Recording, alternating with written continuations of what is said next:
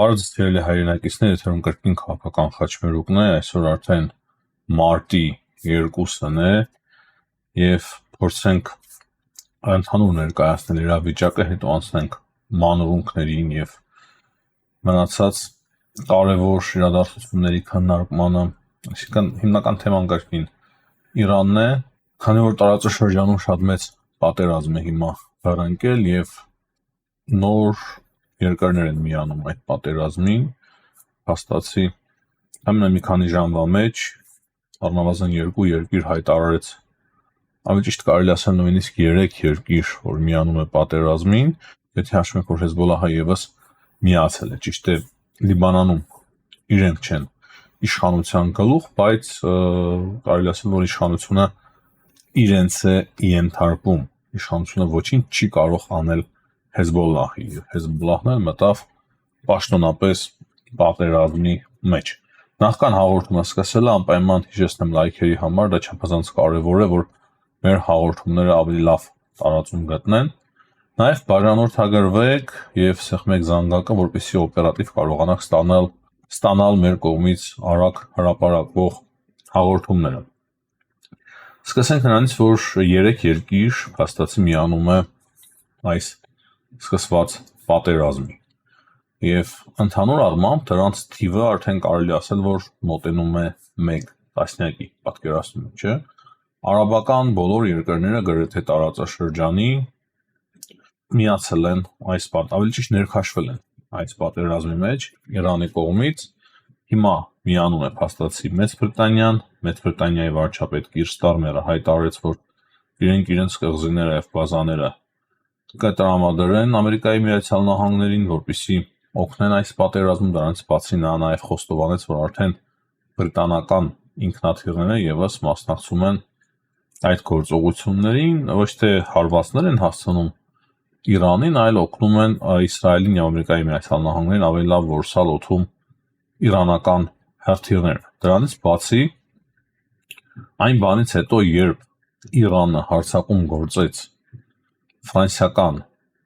ռազմածովային բազայի վրա, դրանից հետո Ֆրանսիան որոշում կայացրեց, որ Շարլ դե Գոլ իրենց ավիակիրը պետք է Բալթիկ ծովից ուղարկեն տարածաշրջան, միջերկրական ծով։ Գիտենք, որ Մակրոնը շատ զգուշավոր էր արտահայտվում, չէր ուզում, որ պատերազմը շարունակվի, խորանա, բայց արդեն ինքը եւս ստիպված է Շարլ դե Գոլը ուղարկել միջերկրական ծով, այսինքն Ֆրանսիան եւս ներքաշվում է այս պատերազմի մեջ։ Հիմնականում սա է, եթե փորձենք կարճ ներկայացնել, կարող եմ ասել նաեւ այն, որ ամբողջ գիշեր Թեհրանը ռմբակոծվել է, նաեւ Իսրայելում էլ հանգիստ չի եղել, բազմաթիվ հրթիռներ են ընկել Իսրայելի վրա, չնայած որ դրանց մեծ մասը կարողանում է Իսրայելը եւ Ամերիկայի Միացյալ Նահանգները, նաեւ Մեծ Բրիտանիան միասին կարողանում են օդում որսալ, բայց այնուամենայնիվ լինում են դեպքեր, երբ որ հրթիռները ընկնում են եւ նույնիսկ մարդիկ են զոհվում եւ վիրավորվում։ Մարդիկ կան, որոնք որ սրտի կաթվածից են զոհվում, քանի որ այդ պայթյունների եւ տագնապների պատճառով շատերի սրտերը չի դիմանում։ Դրանից բացի կարևոր է նշել, որ Իրանում հաստատի նոր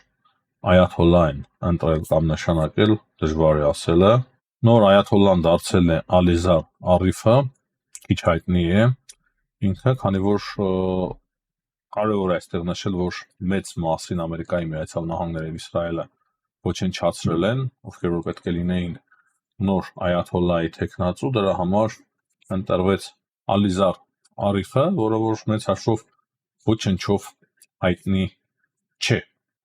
Այս բացի կարևոր է նշել, որ Ալի Լարիջանին հերքում է, որ Ամերիկայի Միացյալ Նահանգների հետ իրենք բանակցելու են։ Նա ասում է, որ չէ, բանակցություն չկա, պատերազմը շարունակվելու է, իրենք չեն հարձակվել, եւ Թրամփը, երբ որ ասում էր Ամերիկան առաջին հերթին, հիմա փաստացի այդպես չէ, ինքը գնաց Իսրայելի ցանկությամբ եւ զոհասեղանին դրեց Ամերիկայի Միացյալ Նահանգների զինվորականներին։ Բայց անկեղծ ասած, այսպիսի հայտարարությունը Ալի Լարիջանի կողմից սպասելի էր։ Ընդամենը 2 օր է զոհվել է իրենց այաթոլլան եւ դժվար թե իրենք միանգամից ասեն, որ հա, մենք հիմա կբանակցենք Ամերիկայի Միացյալ Նահանգների հետ, բայց սա նույն ժամանակ չի նշանակում այն, որ իրենք տակից ներքին կարգով չեն դիմել Ամերիկայի Միացյալ Նահանգներին, որ արիք բանակցենք։ Իրենք ուղղակի ամբողջ աշխարհով չեն կարող հայտարարել, որ հա, մենք հիմա բանակցում ենք եւ ուզում ենք, որ այս պատերազմը ավարտվի, մենք մեր կյանքերը կարողանանք գոնե փրկել։ Բնական է, իրենք նման հայտարարություն չեն անի, գոնե այս մի քանի օրերը ըստ իմ պատկերացման, բայց ներքին կարգով անպայման իրենք աշխատելու են այդ ուղղությամբ։ Եվ ամենահետաքրքիրը այս պահի դրությամբ այն է, որ Ամերիկայի Միացյալ Նահանգների ավիակիր Ավրահամ Լինկոլնի ուղղությամբ իրոք Իրանը շատ լուրջ հարձակումներ է իրականացրել։ Մենք խոսում ենք դեռ նախքան պատերազմը սկսվելը, որ Չինաստանը տրամադրել է հատուկ հրթիռներ, որոնք որ կարող են կամ շատ մոտ են իրենց հնարավորություններով, որ կարող են խոցել նույնիսկ Ամերիկայի Միացյալ Նահանգների ավիակիրները։ Ահա Իրանը օգտագործում է կարծես թե այդ հրթիռները եւ այս պահի դրությամբ տեղեկություն չկա, որ իրենք կարողացել են որևիցե վնաս հասցնել Ամերիկայի Միացյալ Նահանգների կարևոր ավիակիրներից մեկի Ավրահամ Լինկոլնին, բայց նույն ժամանակ Ամերիկայի Միացյալ Նահանգների հրամանատարությունը ավիակիրի հրամանատարությունը որոշում է կայացրել, որ մի փոքր հեռանալու է Իրանի ափերից, այսինքն վտանգը այդ հատվածում, որտեղ որ հիմա գտնվում է Ավրահամ Լինկոլնը, նրա համար բավականին զգալիորեն մեծացել է։ Բայց նույն ժամանակ Դոնալդ Թրամփը հայտնում է, որ Ամերիկայի Միացյալ Նահանգները կարողացել են ոչնչացնել իրանական 9 ռազմածովային նավ։ Դրանից բացի Իսրայելը հարվածել է Թեհրանի կենտրոնում գտնվող Իրանի պետական հեռուստարադիո ընկերությանը, բայց նույն ժամանակ հրթիռներից մեկը դիպել է Թեհրանի հիվանդանոցներից մեկին, կային կադրեր, թե ինչպես են հիվանդանոցի աշխատակիցները նորածին երեխաներին արագ տարհանում, այսինքն դաժան պատերազմ է, որը որ մեծ զոհեր, ցավեր եւ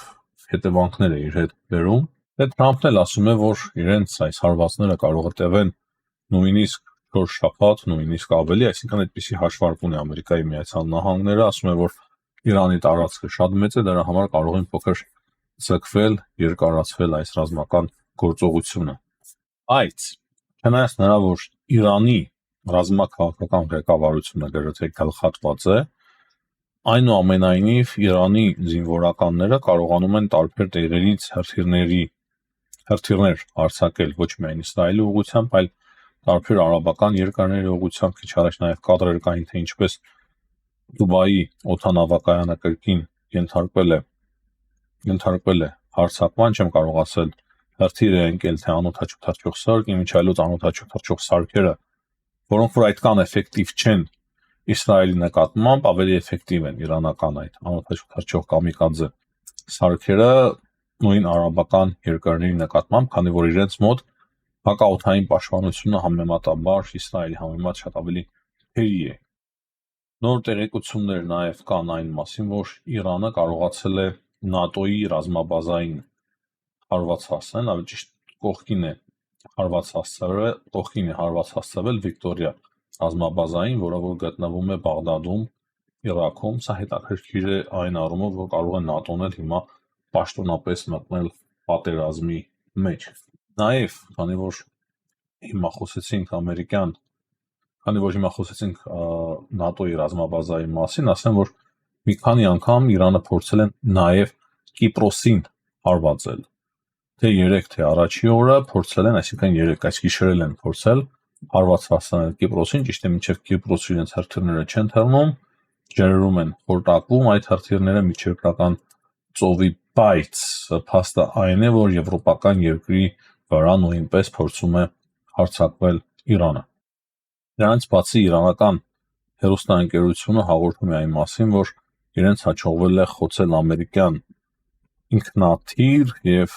մենք էլ ենք ստանում տեղեկություն այն մասին, որ Քուվեյթում Ամերիկայի Միացյալ Նահանգները կորցրել են իրենց ինքնաթիռներից մեկը F-15E ինքնաթիռը, բայց հաստատ չեմ կարող ասել, թե Իրանն է խոցել այդ ինքնաթիռը, թե ինչպես, քանի որ դա տեղի է ունեցել Քուվեյթում, այսինքն երբ որ միանգամից աշխատում են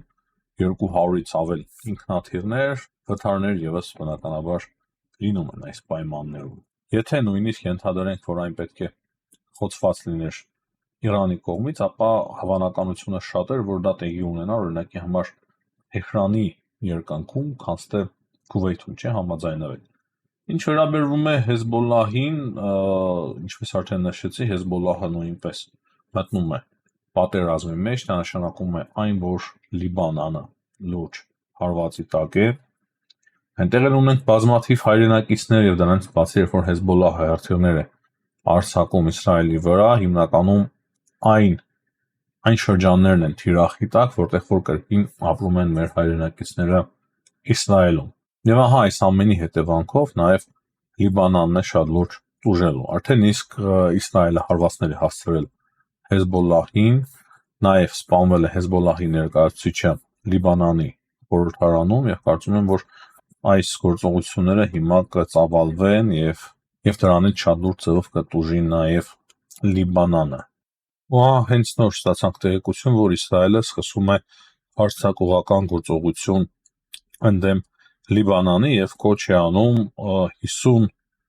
բնակավայրերի տարբեր գյուղերի, որպեսզի այդ տեղի մարդիկ, որտեղ որ լինելու է իսրայելական հարձակումը, այդ մարդիկ անպայման լքեն իրենց տները եւ տեղափոխվեն ավելի անվտանգ շրջաններ։ Եվ նույնիսկ կան կադրերը իսրայելական առաջին հարվածների Լիբանանին։ Դրանից բացի տեղեկություն կա, որ Քուվեյթում Ամերիկայի Միացյալ Նահանգների դեսպանատնից ծուխ է բարձրանում, հավանաբար Իրանը կարողացել է հարվածել Ամերիկայի Միացյալ Նահանգների դեսպանատանը։ Եվ նաև նոր հայտարարությամբ է հանդես եկել Դոնալդ Թրամփը, այս մասին հրապարակումը անում է Fox News-ը, ասում է Թրամփը, թե եթե Իրանը ինձ սպանի, ապա ինքը թողել է հանձնարարություն, թե ինչ են անելու, եւ Իրանից ոչինչ չի մնա, ասում է Դոնալդ Թրամփը։ Բայց ինչպես են սպանելու Դոնալդ Թրամփին։ Հասկացանք, որ մահափորձը փորձել էին նախընտրական շրջանում, բայց Իրանը բնական է, որ չի կարող ունենալ հնարավորություններ, որ կարողանա սպանել Դոնալդ Թրամփին։ Ինչ հայտարարություններ ասես չի անում Դոնալդ Թրամփը։ Եվ ամենավերջին տեղեկությունները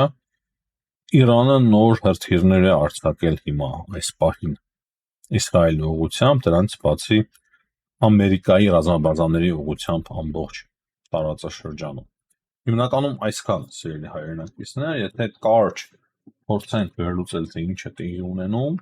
եւ տեղի ունենում հետեւյալը, որ չնայած նրա, որ Ամերիկայի Միացյալ Նահանգները եւ Իսրայելը կարողացել են գլխատել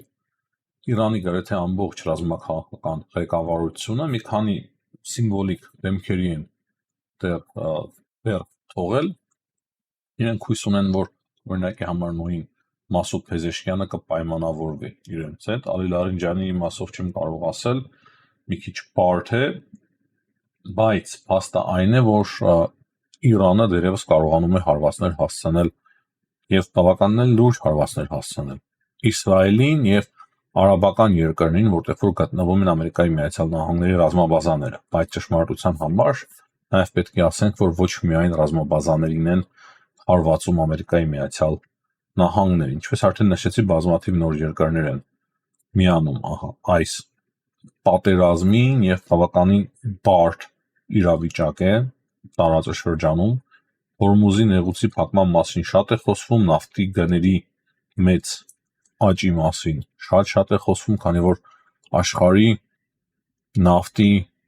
կարելի ասել, ամեն 5-րդ նավթը մեծ մասը հենց Հորմուզի նեղուցով է անցնում։ Դա էականորեն ազդելու է նաև նավթի գների վրա ամբողջ աշխարհում։ Տեսնենք, իմ պատկերացումը մնում է նույնը, որ հիմա Իրանը կամաց պետք է փորձի գնալ պայմանավորվածությունների, չնայած որ իրենք ուրիշ մշակույթի տեր են, ասեմ կրկին, իրենք վենեսուելացիներ չեն, մի փոքր պատիվ, թասիբ, հավատք, հասկացողությունը շատ ավելի բարձր է մեր տարածաշրջանում ապրող յուրաքանչյուր ազգի մոտ, նույնն է նաև իրանցիների համար, դրա համար իրենց դժվար կլինի գնալ պայմանավորվածությունների, բայց տակից համոզված են, որ կսկսեն արդեն բանակցել Ամերիկայի Միացյալ Նահանգների հետ, որպեսզի Ամերիկայի Միացյալ Նահանգները ավարտեն այս պատերազմը, քանի որ փաստ է, որ Իրանից ոչինչ չի մնա, ճիշտ է, կրկնեմ, շատ լուրջ հարվածներ է կարողանում հասցնել, դե լուրջ ասելով ես այսքանի էլ չէի սպասում, դրա համար եմ այդպես ասում, աչ ու ձախ հարվածներ է կարողանում հասցնել Իրանը, ճիշտ է, դրանցից ոչ բոլորն է տեղ հասնում, նաև Իսրայելը դրանց 90-ից ավել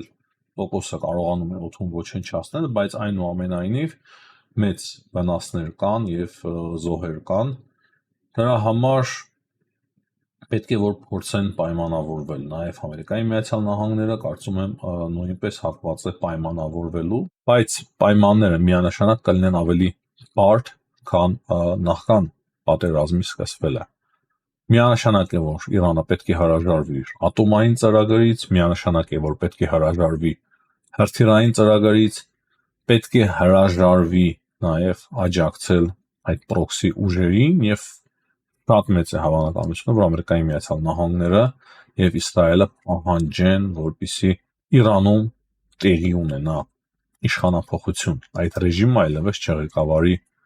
Իրանը։ Ահա դա կարծում եմ ամենադժվար հարցը կարող է դառնալ Իրանի համար։ Հիմնականում այսքանը սիրելի հայրենակիցներ, հաջողություն եմ մաղթում բոլորին, ցտեսություն, կհանդիպենք։